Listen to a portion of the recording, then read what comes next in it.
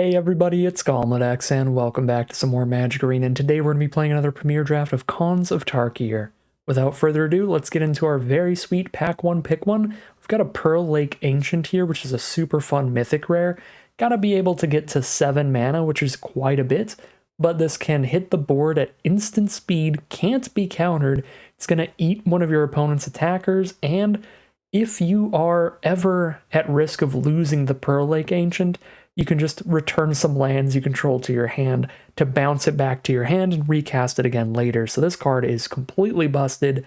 The only restriction really being that you need to make it to 7 mana. So do build around it a little bit. You don't want to put it in like a really aggressive deck, but there are plenty of grindy decks that can use a Pearl Lake Ancient really well. There's also a Frontier Bivouac if we want a tricolored land. These are really high picks. Also a Bear's Companion with that really good Enter the Battlefield effect. I think these are the top 3 cards out of the pack, but this Mythic definitely takes the cake.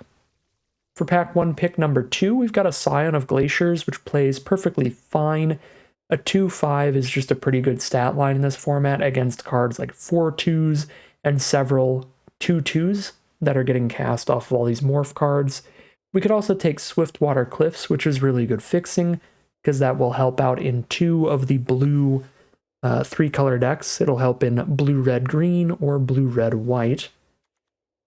There's also Debilitating Injury, which I've found to be a very premium removal spell in the set, and blue-black can work out. It can be blue, black, green, or Sultai.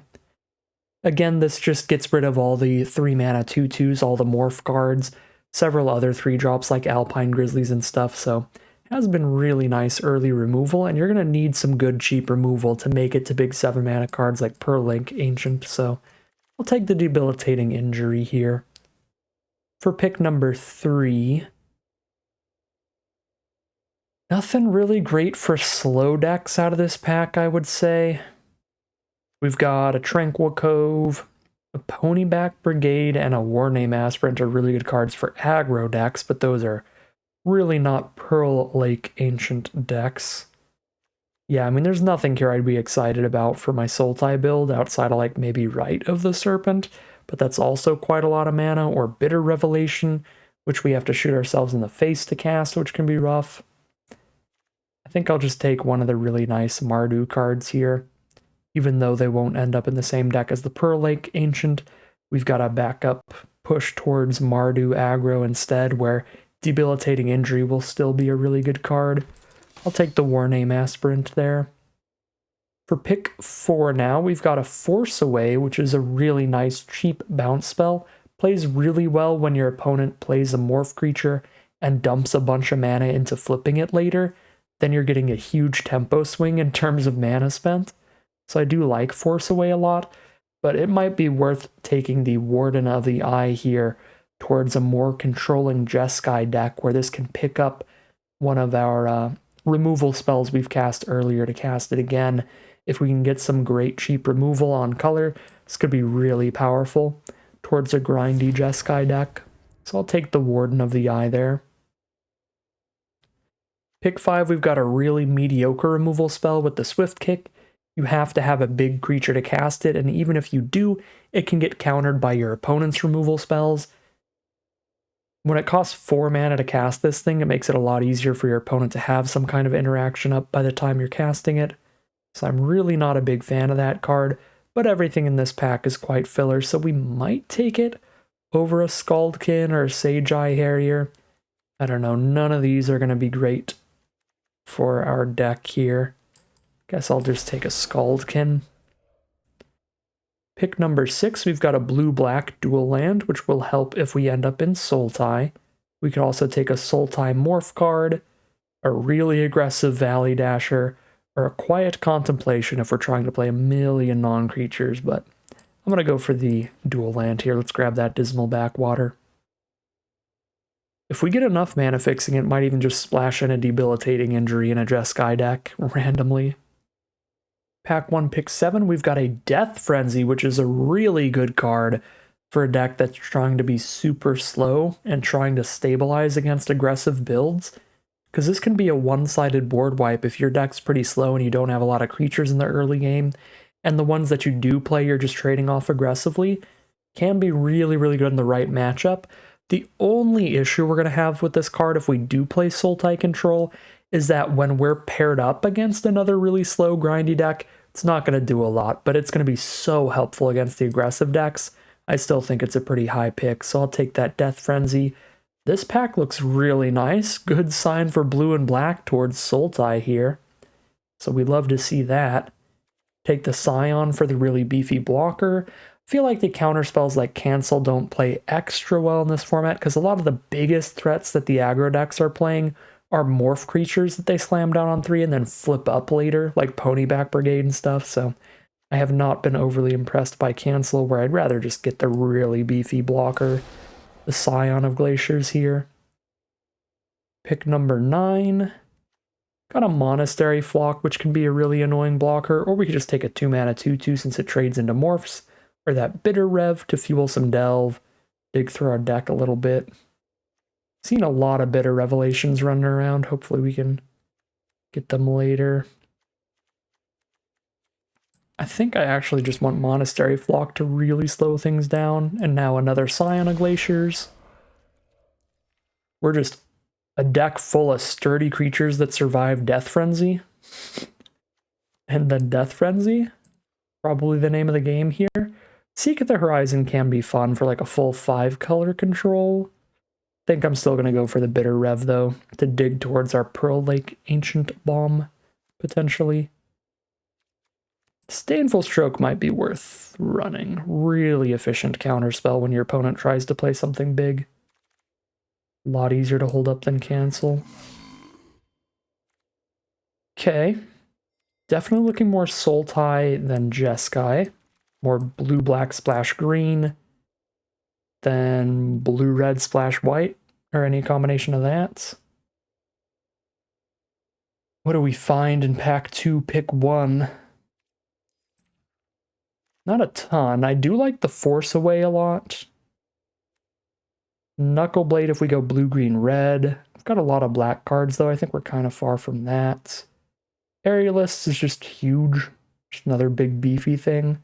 Set Adrift can be pretty efficient removal when you're delving pretty well. Set Adrift and Force Away, I think, are the biggest picks for us here. Just good, cheap interaction. I don't think Skull Hunter's great when you're not that aggressive. An Abomination is solid, but I think I want more bounce and removal style cards first. Let's grab that Set Adrift. Let's get the big removal there. Pack 2, pick 2. Not a ton here. Disdainful Stroke, Bitter Revelation, Blinding Spray towards Sultai. Embodiment, but the awkward thing about it is it's a 2-color mana fixer. You have to hit blue and green to get this to actually pull out a land for you. Mana fixing really should be like mono-colored at most to make it consistent. So it can help you if you're missing either of these 2 colors, but if you're missing blue or green, it doesn't help you get the other one, which is pretty awkward. I just take Armament Core on the speculation that we get good enough fixing to splash it. Another Death Frenzy seems legit to me.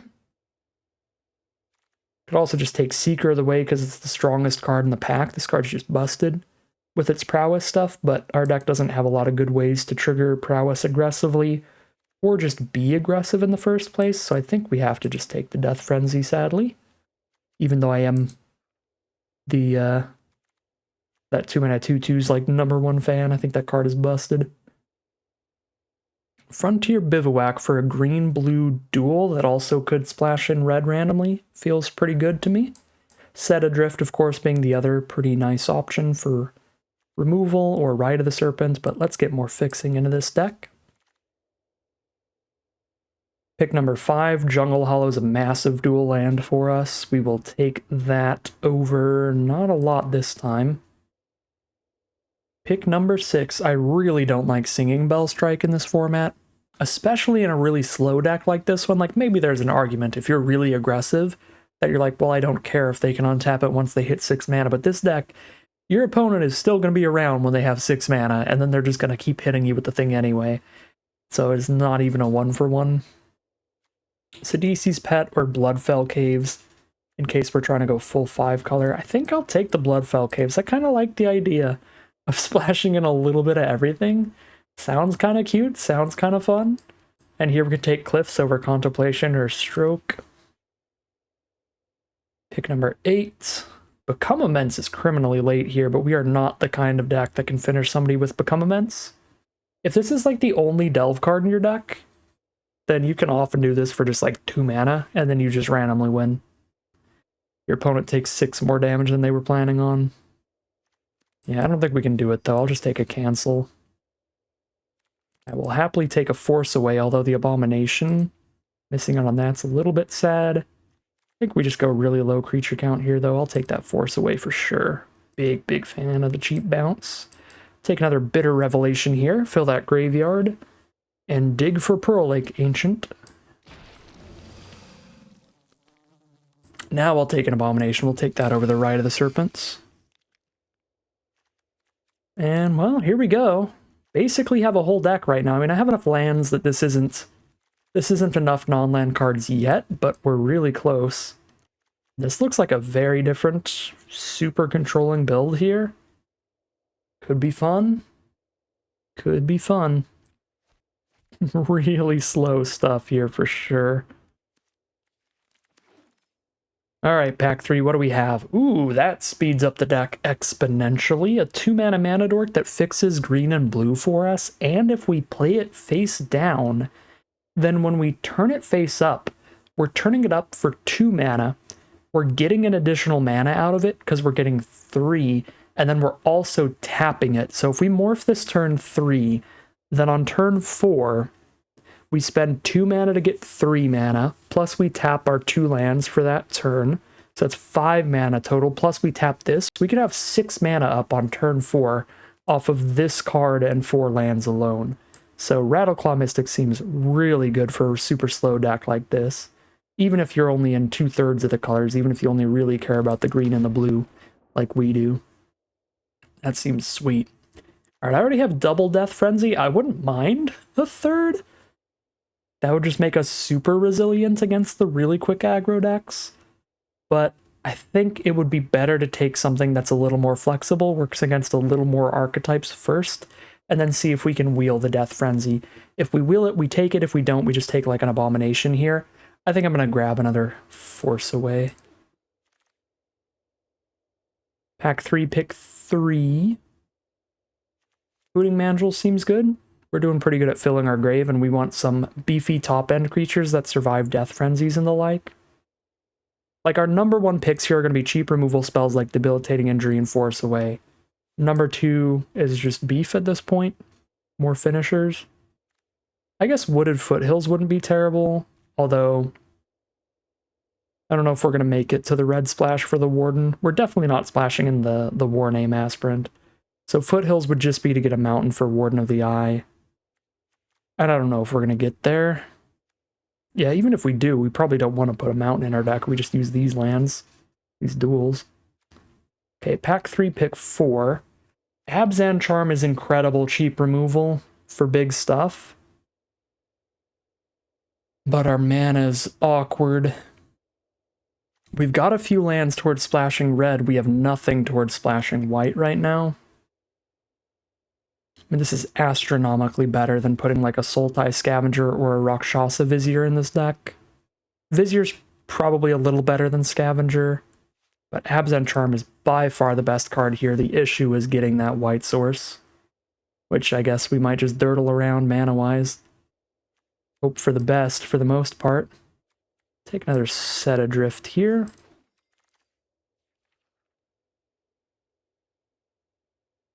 Woolly Loxodon seems great. Morph it out, trade it off early, but if we make it to late game, then we have the 6/7 to take over with.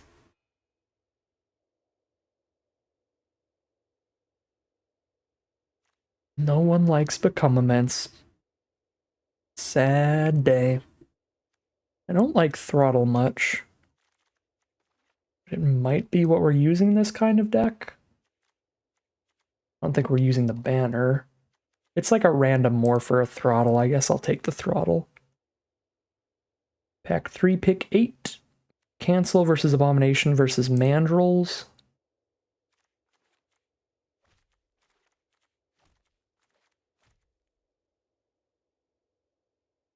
So we've got one Mandrel's double set adrift for delve stuff. I think I'll use another Abomination. Then at that point, there's another Abomination. Or a double bounce spell. Cost a bunch of mana, but it is a double bounce, which is cool. Could take a Sandbar, just have a 2-drop to trade off with, but hopefully double Death Frenzy covers us against decks that are just curving out super quick. Alright, we didn't get the Death Frenzy back, but we'll have like 4 Abomination of Gaduls. That's something. We didn't find any of those green-white sources to wheel back around to us, which is sad. I guess I could play a Seek the Horizon. Try to get... I'd have to run like 3 planes to get Abzan Charm and Armament Core in here. Might have to just give up. I guess I could play a Jeskai Banner to help do that. It's kind of looking like we're just gonna end up in pure Sultai. So, unless I run some banners, which is so awkward. I mean, if I run the banners, that's 2 white sources there. And then we could just play like 1 planes. And both of these banners have at least, well, I guess they only have 1 important color. This is a blue source, this is a black source.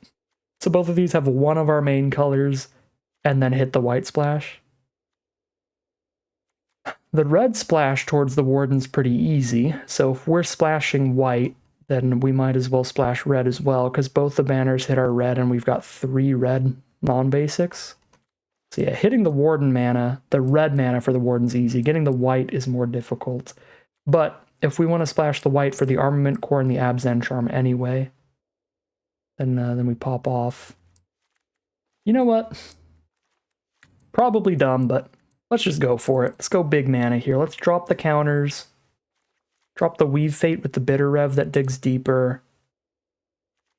Drop the Sandbar, the Unyielding Krumar, just full all in on hitting colors correctly. We're just on drawing well. That's the game plan. Might cut the Seek the Horizon, because now we have 4 white sources without the Seek, and I don't want to put a mountain in this deck, which means that the Seek the Horizon isn't going to be able to find our red source. Yeah, I think I probably just cut the Seek the Horizon here. Quadruple Abomination might be a little much. That might be the next cut. 3 cuts to go.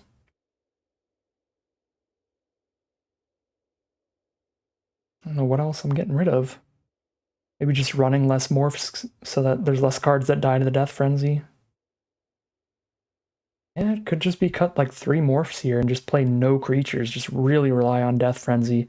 And until we hit Death Frenzy, we're just bouncing. And yeah, 2 Abomination, 1 Monastery, that seems okay. I mean, I also maybe want to cut Armament Core, because it's just, this one is like literally just beef. But Abzan Charm and Warden of the Eye, like these can save us. Like this can pick up a Death Frenzy or an Abzan Charm, Force Away, even a Debilitating Injury, just any removal. So picking up removal, recasting it, that can save us in a bad spot. Abzan Charm, super flexible, always going to be very useful to us.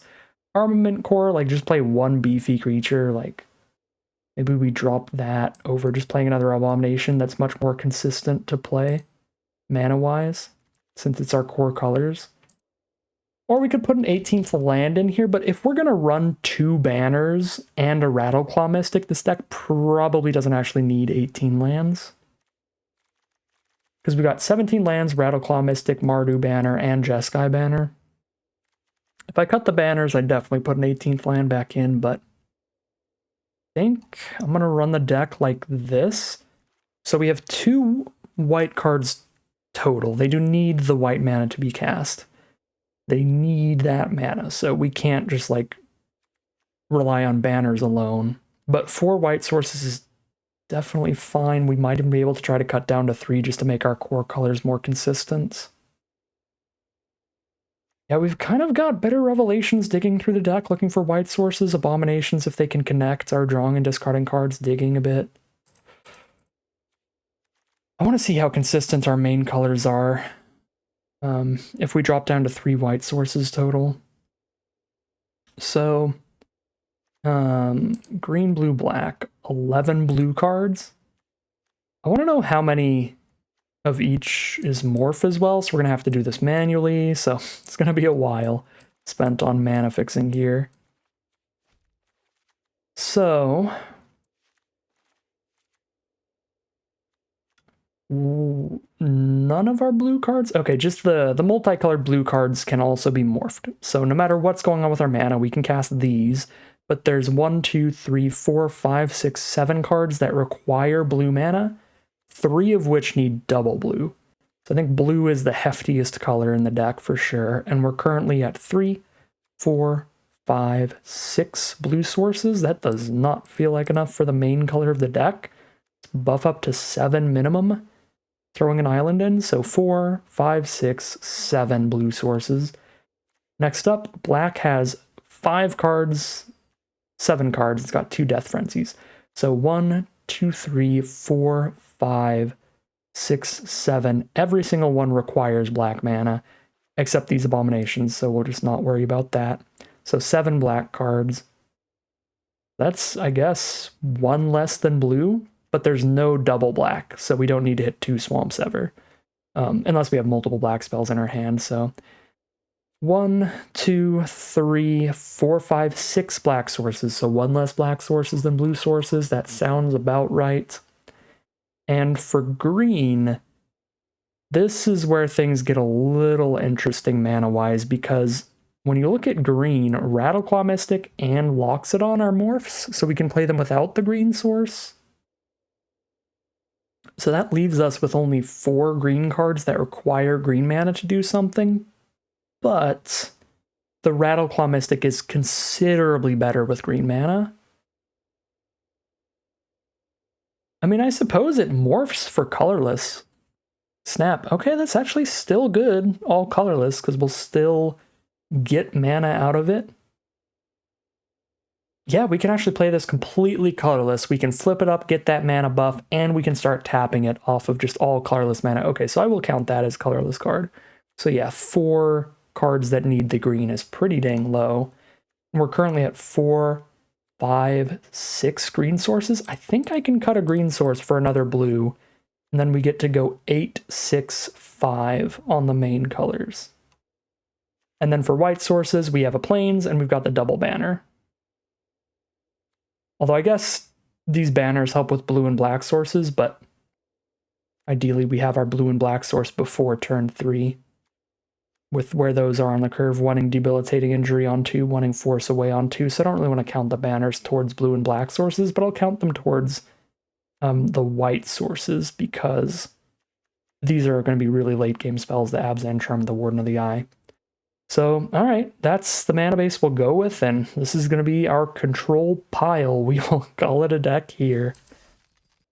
Here's a look at our completed deck list for today. We're on this weird Sultai 5-color control build, so primarily Sultai control at the core, with some cheap ways to bounce and remove small creatures, but primarily 2 Death Frenzies as potential one-sided board wipes against really aggressive decks. That's going to be our game plan there.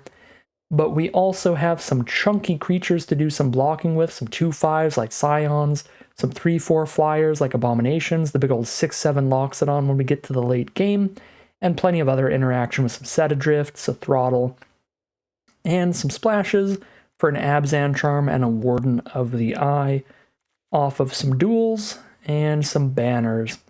So should be a pretty interesting deck here. We've got just a lot of interaction, and we're trying to cast really beefy things. At the end of the day, we've got the Bitter Revelations to dig for what we need mana-wise or finisher-wise, trying to dig out our big bomb, our Pearl Link Ancient, that can hopefully wrap things up for us, but it's going to be a sketchy one today. It's definitely pretty draw-dependent, pretty high variance in terms of when we can hit the right mana or not, and whether it's going to be a great matchup for Death Frenzy or not, so very interested and intrigued to see how this one plays out for us, but we'll find out soon enough as we head into the gameplay. Alright, here we are for game 1 on the play. Hoping for a lot of mileage out of Death Frenzy here, Melee. We'll see how it plays out. This could be a great hand or a terrible hand. Really depends on how much Death Frenzy's gonna kill.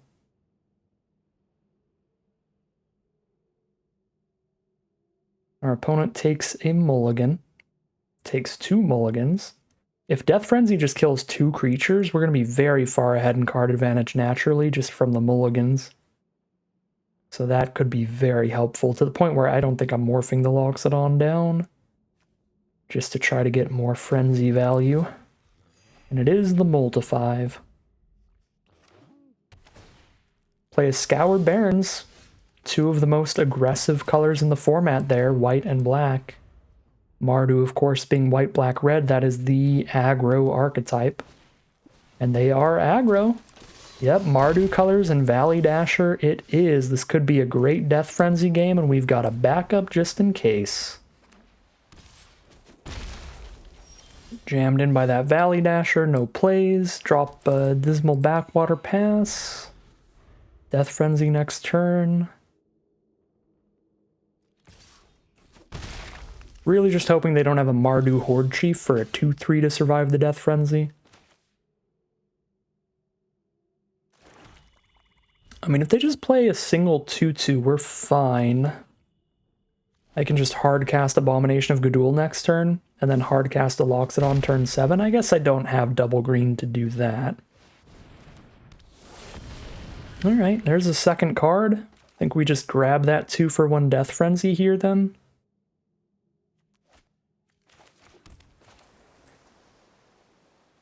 I feel like if I drop Abomination, they like kill it with removal. I guess I only take 4 damage. That's not the end of the world. Yeah, let's hardcast an Abomination here. If they kill this with removal, it's probably going to cause them to tap out, which means we take 4, go to 11, and then we still just double Death Frenzy. And if they don't kill this, then this will be awesome. Right, if they slam down another 2-2 post-combat. Let's see. I don't think I want to offer it up to a combat trick here, potentially. Okay.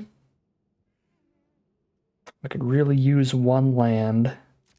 Guess I attack, trying to find it then. Draw a card, discard a card. Land number 7? No, but Jeskai Banner's close, and it lets me hold up Abzan Charm, which is gross. Kind of want to just ditch the Bitter Rev. I'm like, I already have all the gas right here. But I probably don't need double Death Frenzy. I also don't want to shoot myself in the face. Let's get rid of the Bitter Rev.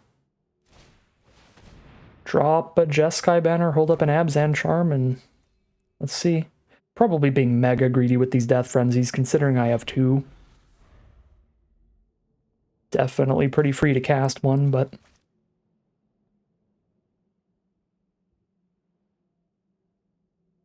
we'll see.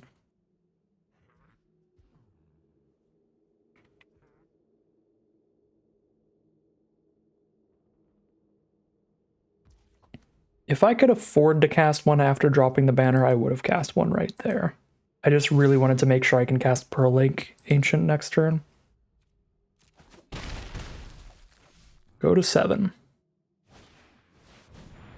Another face down. Okay, sorry Pearl Lake, but I need to gain some life. I should have post-combated that. I just got excited. Could have hit for 3 damage instead of 1 here.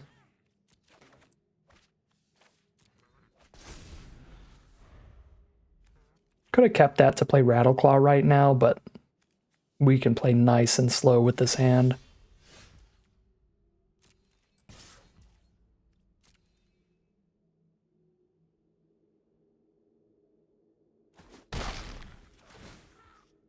Got them down to 14 now. They still haven't hit their 4th land, which is not ideal for them. Really don't think I need to hold up the Ancient here. So we can drop our Mystic and still hold up. Abzan Charm or Force Away.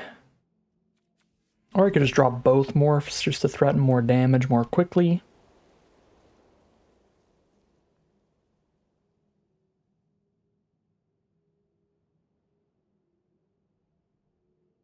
They have found their 4th mana now.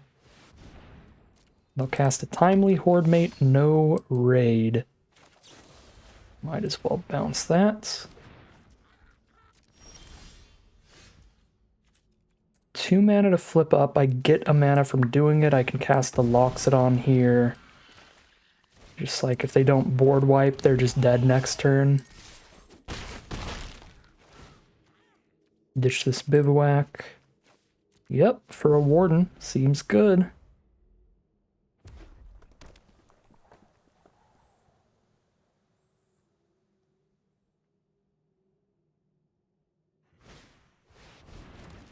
There's the Horde Mate again, and there's the concession. So a lot of that was just rough mulligans for our opponent. They started with a 5-card hand, so they were going to have a pretty uphill battle there, but it was nice to see our deck kind of functioning on all cylinders mana-wise once we did hit the late game there, so not going to take that as a super confident, ooh, this deck is awesome kind of game, because our opponent was very far behind, just variance-related stuff, just bad draws, but did not hate the way the deck seemed to play out there.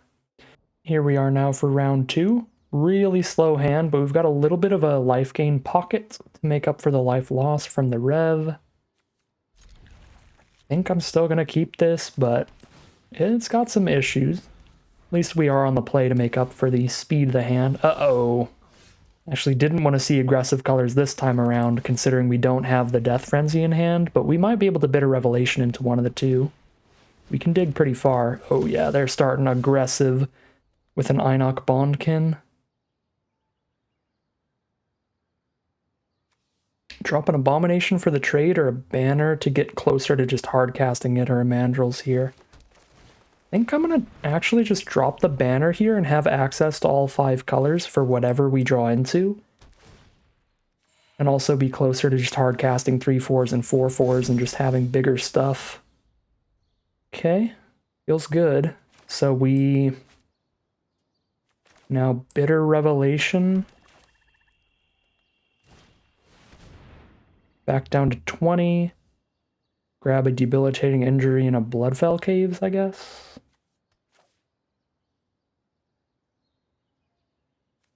I've already got plenty of red sources. This would just be for the life gain. I might need more untapped lands, depending on how I draw. I guess I'll take an island. So we've got the injury to kill the Bondkin if they don't buff it again, and they didn't buff it again. Now a Saddle Brute. That's not good.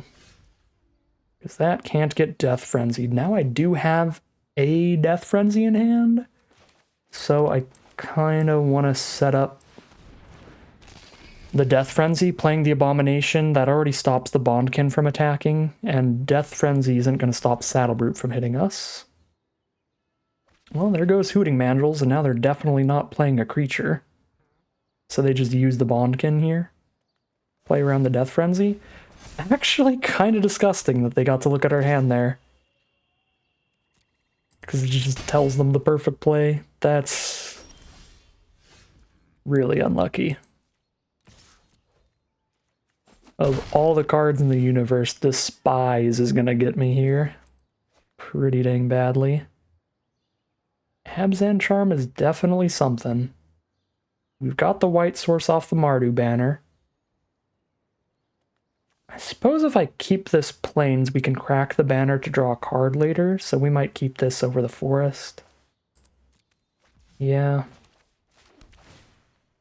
Can Abzan Charm the Saddle Brute away?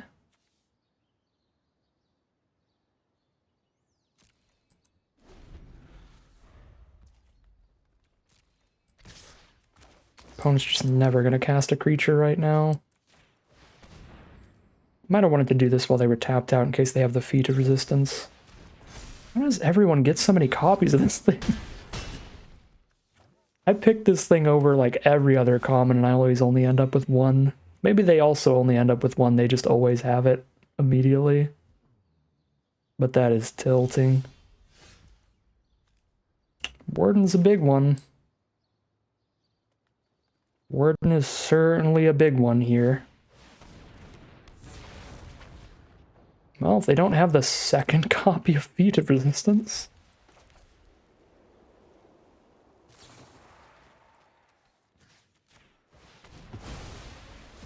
Okay, they don't have the double feat. If they don't have a combat trick, we can threaten to actually double block here.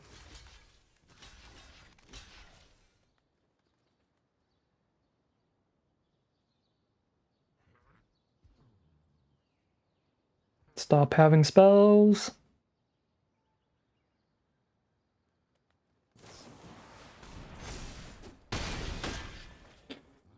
Oh my god. Alright.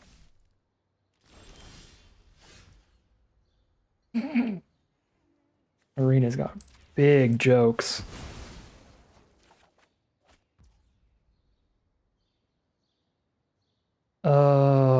I need to not die to removal at this point.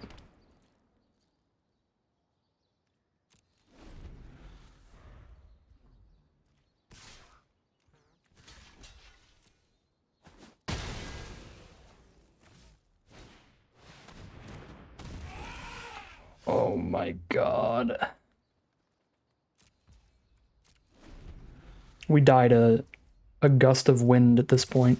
They just breathe on us. I don't even get to kill a creature on blocks here, because I don't have the life total. And they just still have gas. Well, that was gross. Not a lot we could really do there. Honestly, like, the MVP of the game was this Despise. Like, them seeing the Death Frenzy, debilitating injury there, and getting to play around and just stop playing creatures was disgusting. I think without Despise, we probably would have had a pretty good lock on the game. Mandrills for another blocker would have been huge too, if they couldn't rip it from our hand. Things just lined up as poorly as possible on that one. Which is rough, because, like, the deck was trying to function on all cylinders. It was drawing pretty well. It had great mana. They just had the perfect responses. We could have... Well, there was that one thing we could have done. If I had Abzan Charmed while they were still tapped out, I don't remember if they were actually tapped out of Feat of Resistance, because that card is egregiously cheap. Just 2 mana. So they might not have been tapped out of that. I think that they were. I think if we Abzan Charmed during our turn instead of theirs, we would have had more time. And just a little more time might have been enough. So... need to be playing around Feat of Resistance and trying to do things while they're tapped out in the future. 17 lands, 2 banners.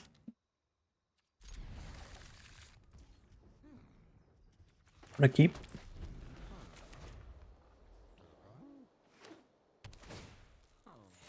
Got a castable spell no matter what if we hit a land, and we've got a good chunk of black sources, so if we hit a black source, we have 2 castable spells off 1 land. We did hit a black source. With the Death Frenzy in hand, there's certainly an argument to not morphing anything out yet, but against Abzan, don't know that I'm going to have to pop a Death Frenzy super early, so I can probably flip this up before I Death Frenzy, and Death Frenzy on turn 6 at the earliest.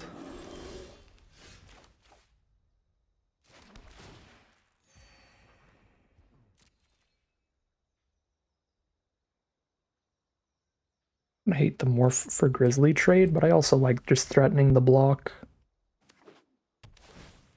We've got the Warden of the Eye to pick up a Death Frenzy or an Abzan Charm, so we can trade off our cards aggressively. We can trade downwards into weaker cards if we want.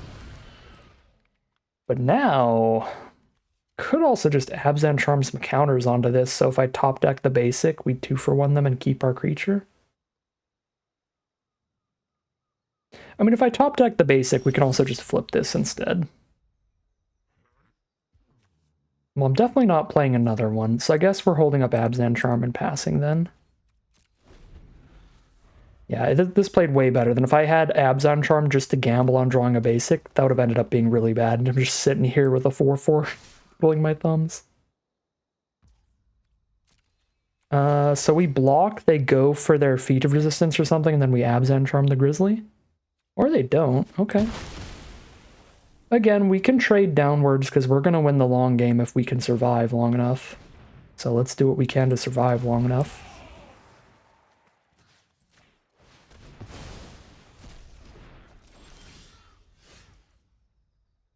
Okay, Pearl Lake Ancient, not a bad one. 2 cards engraved towards Delve. Delve either of our spells. But then we can't pick something up with the Warden of the Eye. Yeah, it's awkward. I would really like to pick something up with the Warden of the Eye, specifically the Abzan Charm. Okay then. We morph.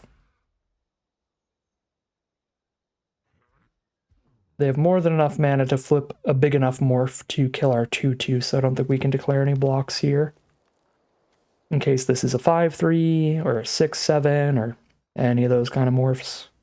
The 4/4 lifelink.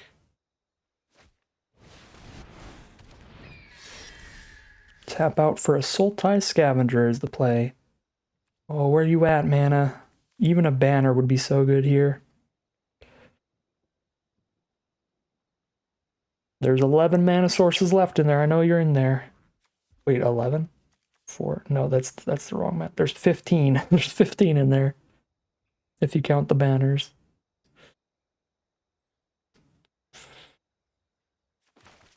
Yeah, I guess we're still morphing.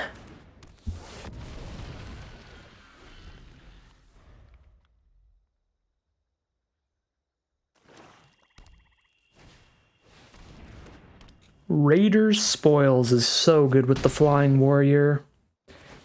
Disgusting. I mean, this wouldn't be an issue at all if we didn't miss like 3 land drops in a row, because I could have a 3/4 flyer to trade with it, or I could just Abzan Charm it thanks to Warden of the Eye. Any of that kind of stuff.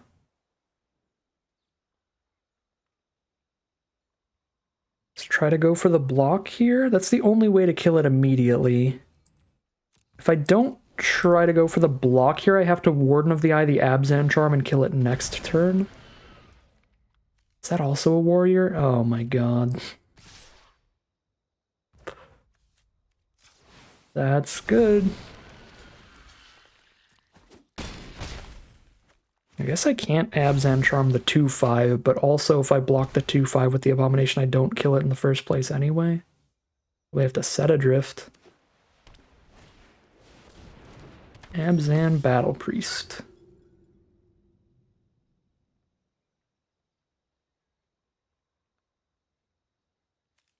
Is that a warrior? That's a cleric at least.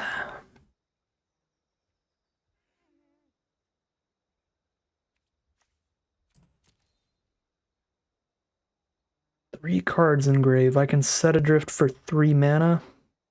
I can cast a 2 mana spell. I do need mana quite badly, so this might be cast Rattleclaw Mystic and delve set adrift. Sorry, Warden of the Eye. I cry every time.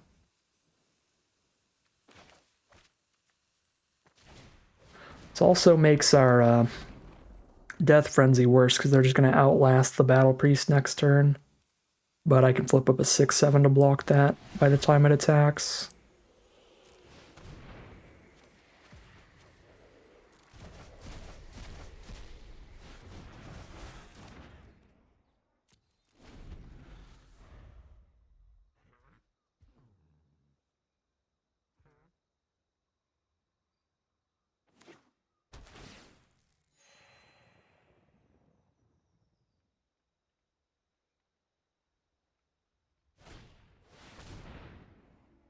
Bitter Revelation. Means they don't have the mana up for the Sage Eye Harrier. Unless they've not played a land this turn. They might not have played a land yet.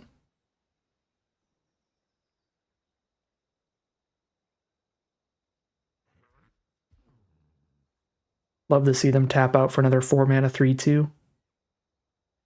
Lose our Rattleclaw Mystic, but it would make Death Frenzy worth it. Nope.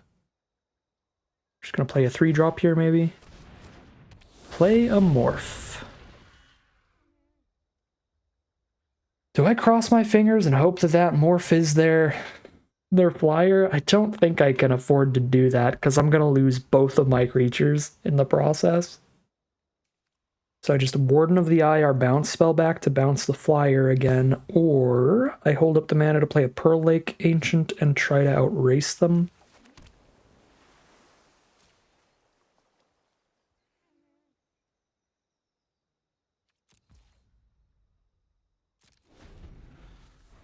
I maybe should have attacked for 2. Yeah, if we're racing, we attack for 2. We play the Pearl Lake to try to surprise kill the priest. Yeah, we should have sent in for sure. We're on the race game plan. That was bad. That was loose. I just kind of liked the idea of threatening to double block and kill the Battle Priest, but because I have the Pearl Lake Ancient to kill it out of nowhere, I don't even want to threaten to kill it on blocks. I want to surprise kill it on blocks regardless.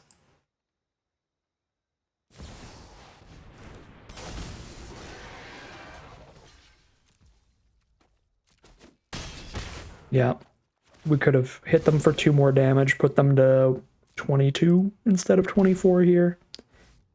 Or 21 instead of 23. Suspension Field. Well, we gotta pick up the lands. I get to replay one of them next turn. Still have 5 mana up, cast the Warden of the Eye. Let's pick up the basics. So I have all untapped mana to cast here, or to play here. Oh no. What will I discard with my several basics in hand now?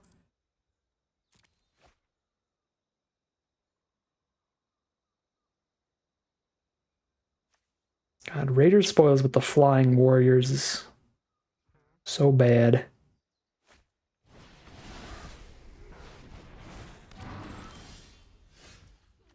Just like the MVP here. Without that card draw, we could be running laps around them in the late game. But that card draw's really kept them ahead. I think it's too much. I think we're already just basically out of it now. Like, we just drop the Mandrills to block theirs.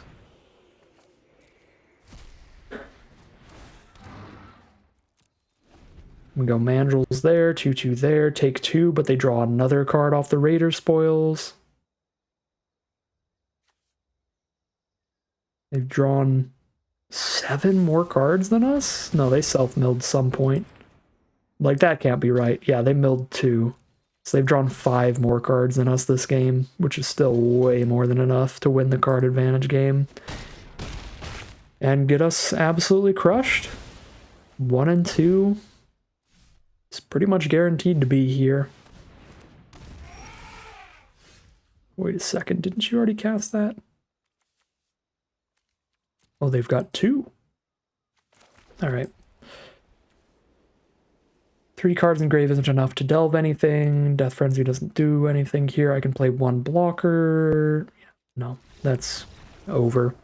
1 and 2, heading into game 4.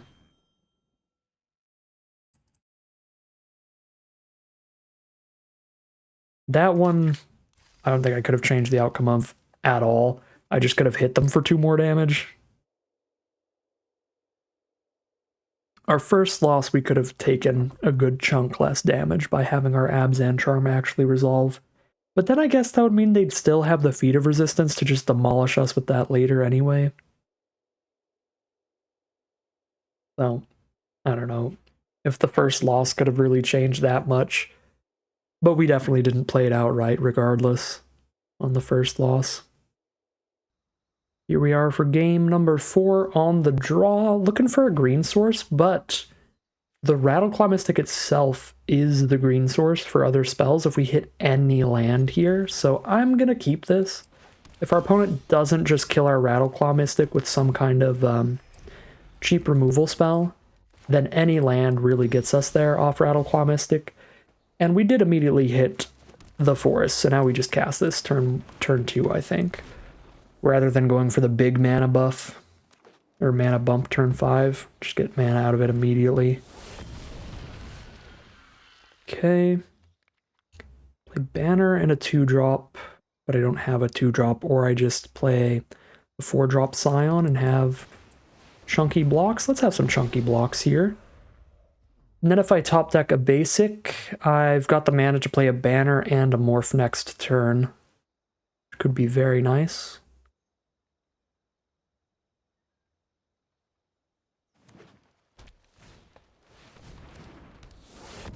More Morphs from our opponent.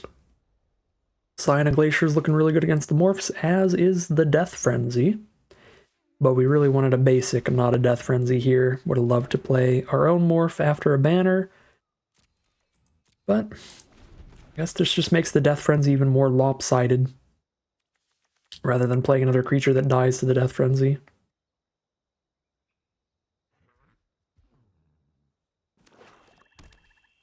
Got the Abzan Charm up if they play something big. So that can come back any turn that they've attacked. Okay. I might Abzan Charm for some counters on our Rattleclaw Mystic during their end step.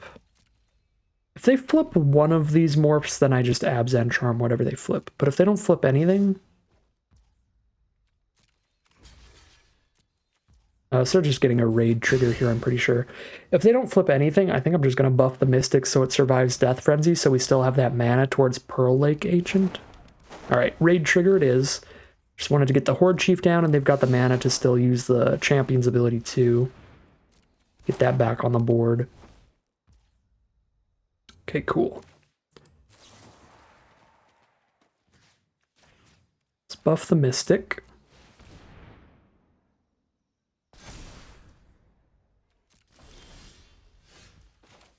And that's Death Frenzy.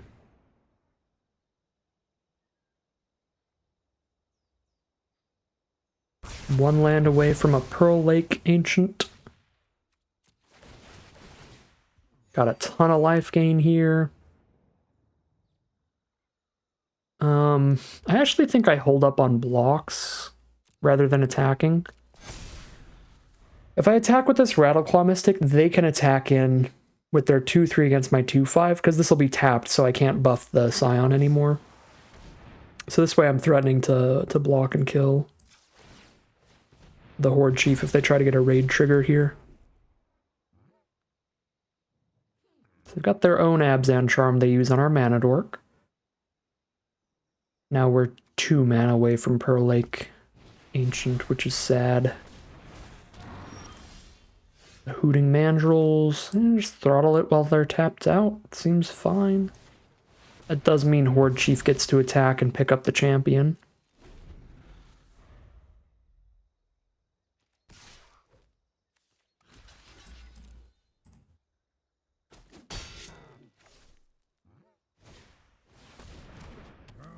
Play a Nightblade.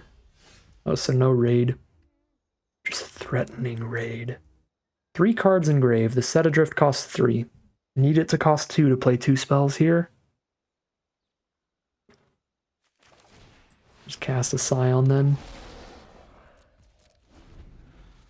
I could play a face down Abomination, but I think I'm just slamming one down when we hit the 6th land instead.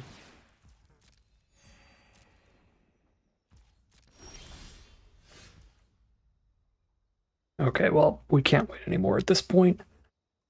Take plenty of damage from Nightblade at 26. So let's set up the card draw engine that can dig into our lands, rather than setting up the card that's going to 1-for-1 trade into the Nightblade.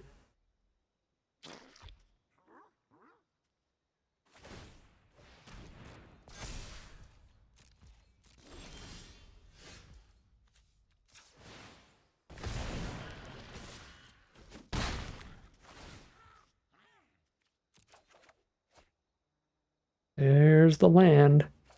I honestly think I get rid of the Loxodon. Maybe it's the debilitating injury, but it's definitely not the second Abomination, the Pearl Lake, or the Set Adrift. Down to 22. There's a Saddle Brute.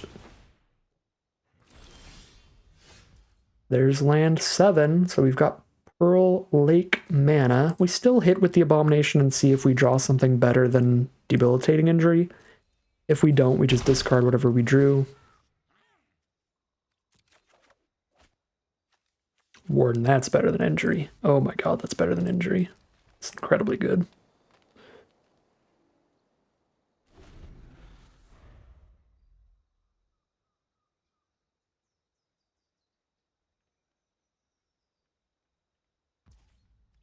I guess now we are threatening to just buff up the Scions for trades on blocks here.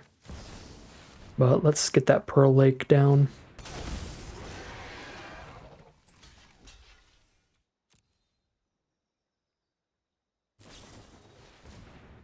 Okay. Saddlebrute survives, but so does the Ancient. Oh, it gets the counter for the Death Touch? That's kind of gross. I don't know that I have the mana to bounce the lands here. I've got plenty of great spells this time around. Yeah, I can win the game without this thing. I think I need to keep my lands on board.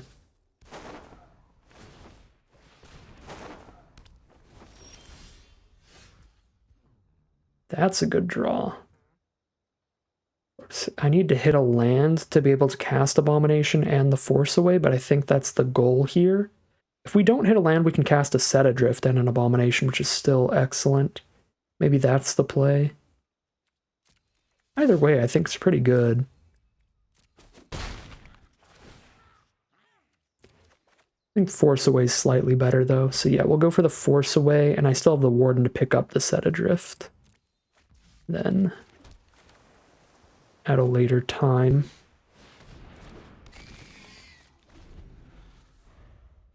Yeah, unless they have another Feat of Resistance, this Force Away should be really good.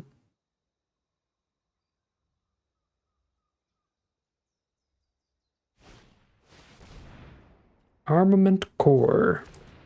Alright, give that whole board the Death Touch here. Yep. Well, I'm very confident with what I'm forcing away, and I'm going to do this pre-blocks so I know whether this resolves or not. Because I don't want to double block the Horde Chief and then have the Force Away not resolve, have them Feat of Resistance, and save the Nightblade from the Force Away. Okay, it resolves. No Death Touch.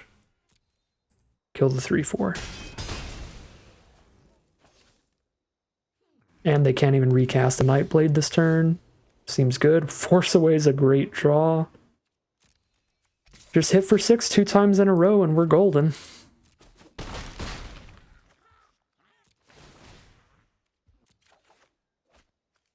Bivouac, nope. Forest, nope. Warden, hold up. A Force Away. And another Force Away, I guess. Like, I guess I could have picked up the Set Adrift so I could cast it right now on the Saddlebrute and still hold up a Force Away. But I don't know, this definitely works, too. Alright, cool. We'll just Force Away the biggest dork. Get a block there. And kill them in the sky.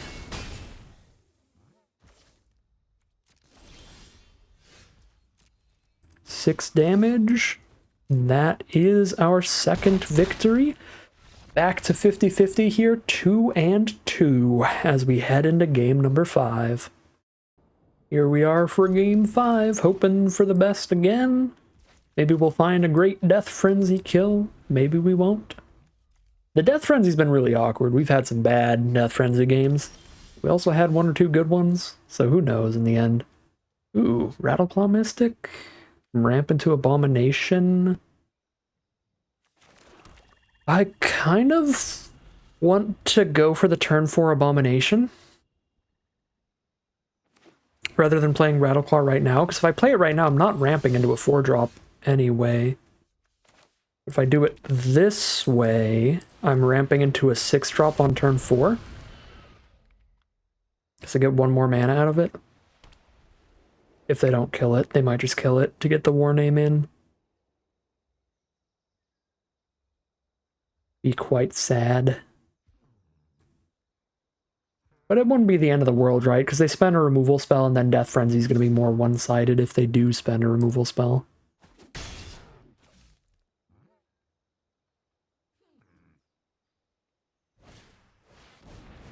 Yeah, face down, more Death Frenzy fodder. And now we get green and blue off of this. We don't get black, so turn up. Cast Abomination. Boom. Excellent turn 4. But now they might kill the Abomination with removal, and then I would be very sad. They don't, so they don't even get to attack. Now I'm holding up a throttle if I need it. I really don't think I'm trying to cast a Death Frenzy until I don't have much use for the Rattleclaw Mystic anymore.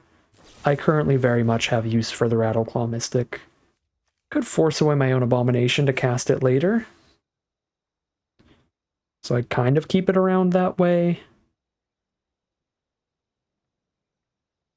It's going to be a little while till we get to later though, right? I force away and then I recast it as a Morph, take some big damage here. Yeah, no, I think I need to just cast a Scion this turn to still hold these 2/2s off. I guess they could have the Canyon Lurkers, the 5/2. Morph for 4 mana. Trade the Lurkers for the Scion. Ooh, just have an unblockable threat, and that works too. Well, at least Scion is stopping 2 damage a turn. Even if it's not stopping the Mystic. Okay, so our Rattleclaw Mystic now isn't helping us that much. Because we really just need the white source now. Other than that, our mana's great. Well, no, we've got the Bivouac for the red. We've got the red for the Warden. Yeah, we literally just need the white source. We don't need more than 5 mana with this hand now. I think I can do the Death Frenzy here. But I could also still hold and try to get more value off of it. I'm going to be greedy. We've still got a Force Away and a Throttle we can end up casting here if we need to do something.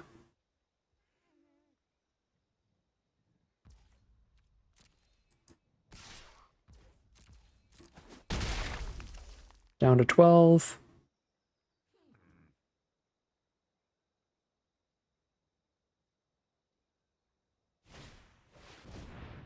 Face down card.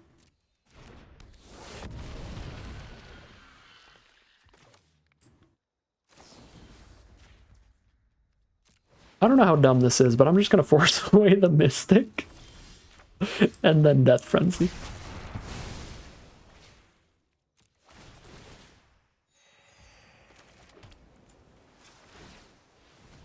Just going to do it.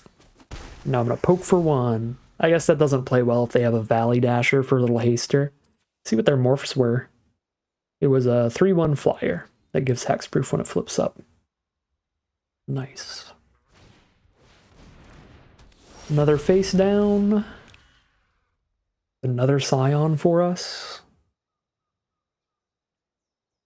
I've only got the mana to buff this Scion once, and if I want to play Rattleclaw Mystic and play the Scion, then I don't buff it at all. So I guess I just don't buff at all, we just poke for 2. These are threatening to poke for like 5 damage, though. Later. Like, if they're not blocked, I guess 6 damage, right?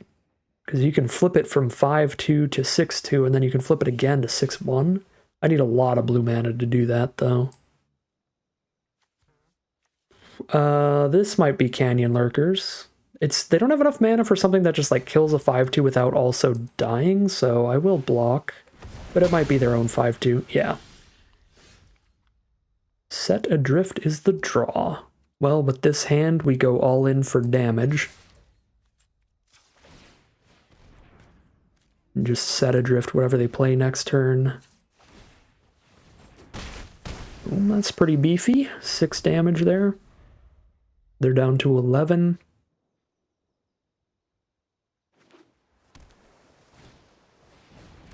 There's a Valley Dasher.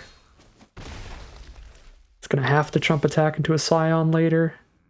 Abomination is our draw. I'm holding up a throttle if they do some funny business. But I will attack with the Mystic and then cast this Abomination. Still holding up the Scion so they can't just play one removal spell and get in, but it might have been worth it to hit for another 2 damage here. Because we are going to be playing a big enough blocker for the Valley Dasher either way. I'd much rather block the Valley Dasher with a Scion than an Abomination, so there's also that aspect. If Scion gets killed by some burn spell or trick or something, I think that's a lot more acceptable than the Abomination dying. Efreet Weapon Master. Hard cast for the +3/+0. They are at 9 life. 3, 4, 5, 6, 7. 8, 9 by double buffing Scion, so they're dead. 3, 4, 5, 6, 7. I just need to buff Scion twice.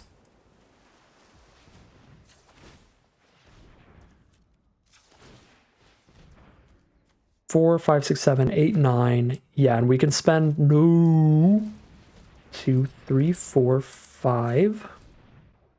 2, 3, 4, 5. We need to delve 1 card rather than use the Mystic. The only way we lose is if Auto Tapper's a doofus and taps this Mystic. Okay, cool. All right, we did it. We have made it to 3-2, a 50-50 run here, no matter what. I'll take that as a victory, because this is definitely a difficult deck. This controlling all-in on Death Frenzy kind of build here, so wherever we go from here is just gravy. I'll take it, perfectly happy with it. Would be nice to get at least one more win to basically break even on the prizing, but at least 3-3 with this kind of deck in the Mythic queues feels pretty nice. See if we can't take it any farther, though, as we head into Game 6.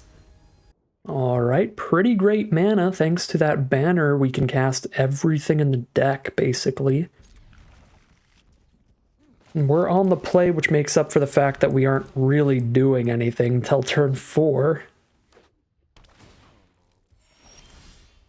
But we might also be able to draw into something to do, which could be really helpful.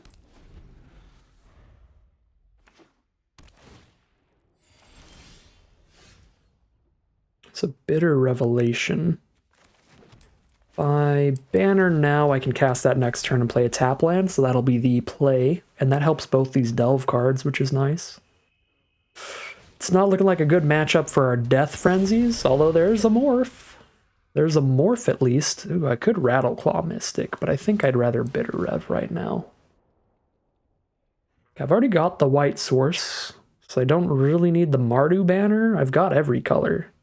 I have 2 green, I have 2 blue, I have 2 red, I have 1 black, but I don't have any double black cards in this deck as far as I remember. I think we just take the beef. Maybe take the land, but not the banner.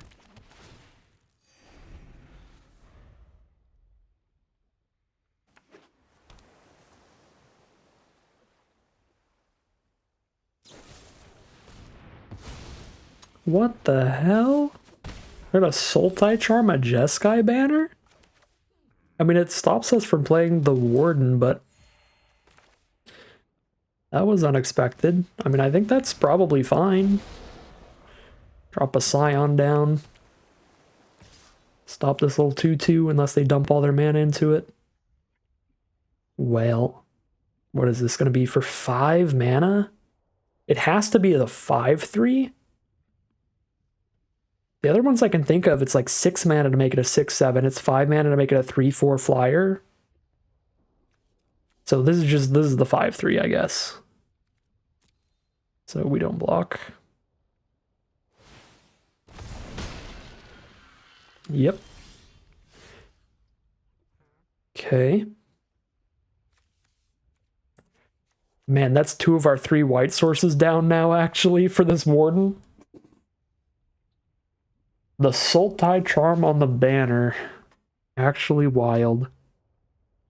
4 cards in grave. Hooting Mandrels can cost just 2 mana if we want it to.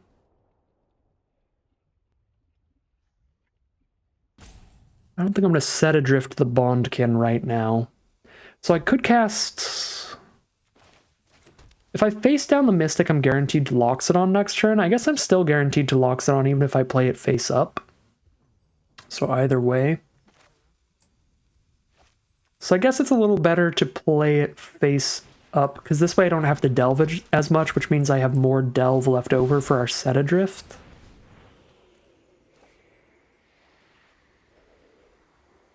How much do I need to delve? One more. Okay.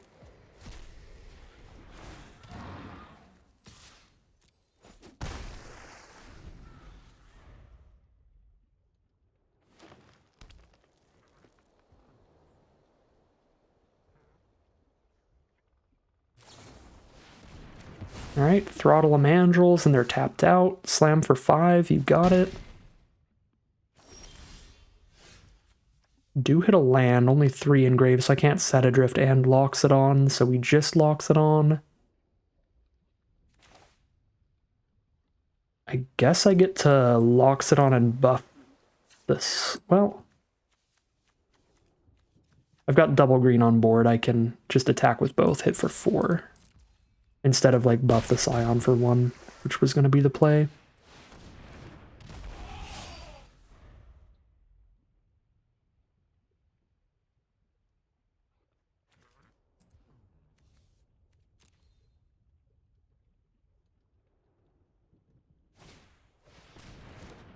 Wetland Sandbar, nice little 2/1 on board.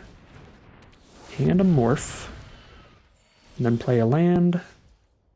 Debilitating Injury. Kind of like clearing out the Morph, I'm cool with that. Have our non-blue sources here.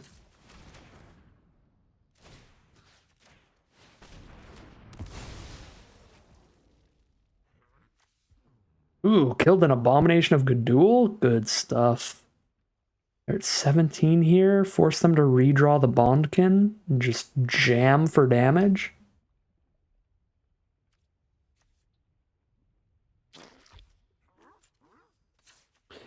Do a blue and 1. Delve 4.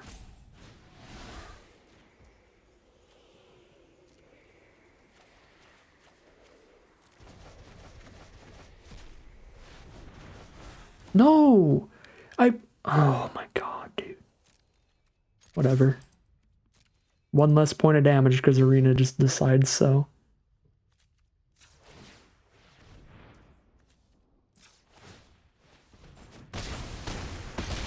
I have no green spells. Oh my god, man. Perks of playing digital Magic. I mean, I guess in paper you have to physically tap it, but... Well, they've got their own. Oh no, it's the big Death Touch card. Ooh, hello there.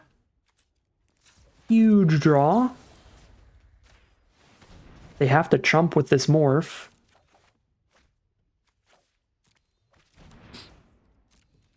And take 6. And they're going to concede. They're scooping them up, and we've made it to 4 and 2. We have made it to a positive record and breaking even pretty much on the prize out. No matter what, excellent place to be, but we'll see if we can't keep it rolling as we head into Game 7. Here we are for Game 7. We are on the draw. We've got a Debilitating Injury for their first Morph, and then we start morphing our own stuff that can flip into big finishers later. Playing against a Jeskai deck, potentially. They have blue, red, and white available.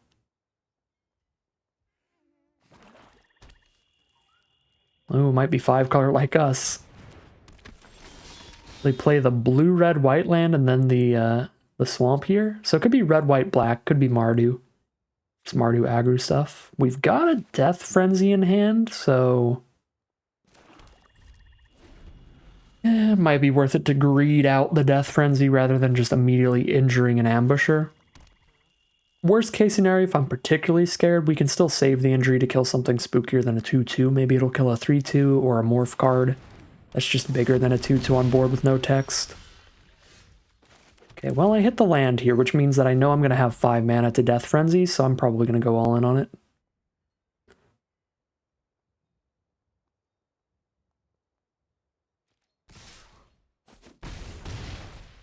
Down to 15. Another face down? Oh boy, we're 1 turn off from this card just being nuts.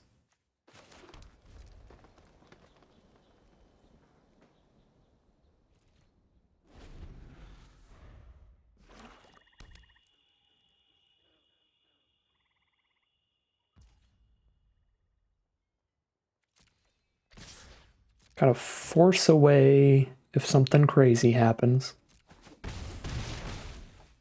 Does not look crazy to me. Just gonna pass turn. They've got 1 blue mana up. If they Disdainful Stroke my Death Frenzy off Mystic Monastery, I'm gonna lose my mind. They might be able to flip one of these up into like a 3 toughness card, but probably not both of them. It's probably the realistic worst case scenario. Disdainful Stroke would be insane. From Mystic Monastery, 3 swamps? That wouldn't make a lot of sense to me as a possibility right now. Okay, Sidisi's pet can survive the Death Frenzy, so it is just flip 1 up to save it. And that's fine, because it still puts it down to just a 1 power attacker. There's a Leaping Master. That can be our target for the debilitating injury. Can do that and play a Morph, and the Morph can block the 1/4. Seems legit.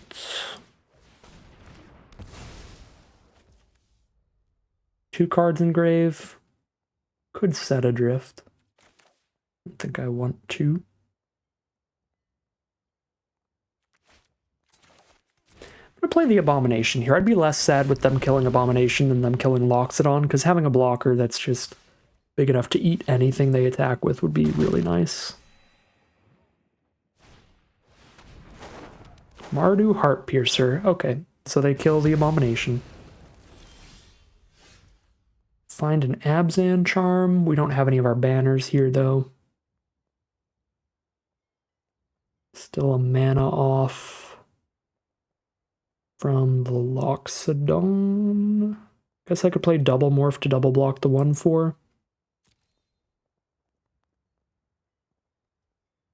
Could also just play 1 Morph and hold up a Force Away. But then we're taking 2 a turn from this Heartpiercer starting now. It feels a little safer to me than going double Morph.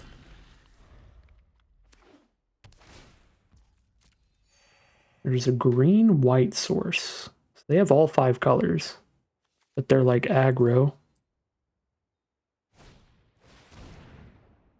Arc Lightning, that's astronomically rude.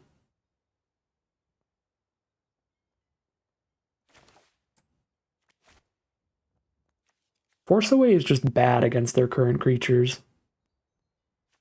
So bouncing my own thing to have another creature to play for blocks later is probably fine.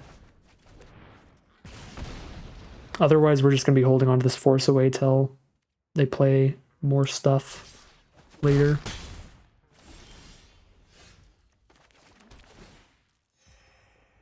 Okay, well now they already know what this is, so we might as well play it face up if we're going to play it. I think we are going to play it, because that means we get to cast the Loxodon next turn.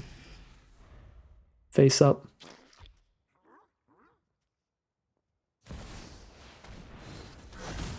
Oh, hey, Zergo. GG, I guess.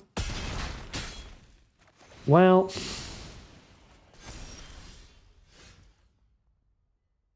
Yeah, that's a Zergo. 5 cards. I can set adrift the Zergo, but then they just recast it and it has haste. Just need the whites. If I had the white source, we could exile the Zergo and then play a Morph here. We're still firmly in the losing position even with the white source, but now it's literally just bounce Zergo, play a creature to chump it with and go to 1. 0 shot here. They also might just have removal anyway for my blocker.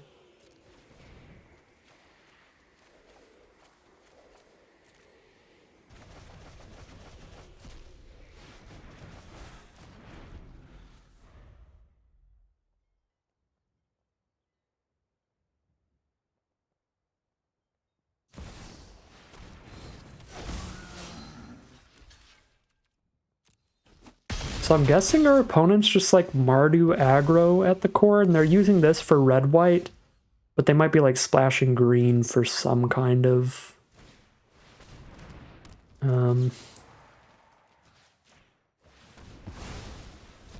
kind of Abzan card, I guess. Was very confused by the mana base, but yeah, it's all just Mardu aggro stuff. So that probably explains it. All right, 4-3, I think, still a pretty great run from this deck. We started with some early losses that were pretty rough.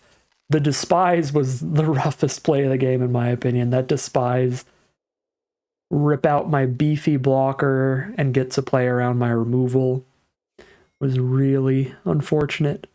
So, really nice comeback from those first couple losses, getting up to 4 wins here, getting solid prizes out of the events.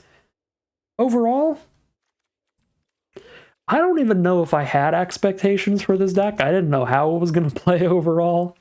I was really just wanting to see what was going to happen. So 4-3, kind of right in the middle there. I guess if I had to gamble, I would say something like 4-3 because I wouldn't know if this was going to 7-0 or 0-3. So 4-3 in the middle. I don't know. Weird deck, weird draft. Interested to hear your thoughts on it. I have no idea here. Probably not the best deck to have drafted here, but deciding to go for this kind of build, it panned out fine at 4-3. Really big MVP to that Rattleclaw Mystic. The fixing on this thing and the mana ramp was pretty exceptional. Death Frenzies were not as good as we wanted them to be. There were a few games they super won, but there were also a couple games that they were basically useless for us. The banners were overperformers just because I generally really don't like running them in like anything, but I think they were pretty necessary to get this deck to function. As one of our opponents agreed and blew up one of the banners to cut me off the white source. That was kind of gross that game. So yeah, there was that. But yeah, overall, everything did pretty well, about what I expected from it. It's really just the Rattleclaw Mystic did really well. And the Scions, I would say, also were just really chunky blockers. They were quite helpful too. So very solid stuff from the deck at 4-3. Nice average run, breaking even, get everything we need to draft again. But that is going to end today's video. As always, I'd like to thank my patrons and YouTube members for their support, as well as you for watching this video. If you enjoyed this video and you're interested in seeing more, you can always like, comment, and subscribe to tell the YouTube algorithm to send you some more in your recommended feed. If you'd like to catch me live, you can check out the Twitch channel in the link in the description below. And if you'd like to support the channel directly, you can check out the Patreon link in the description below.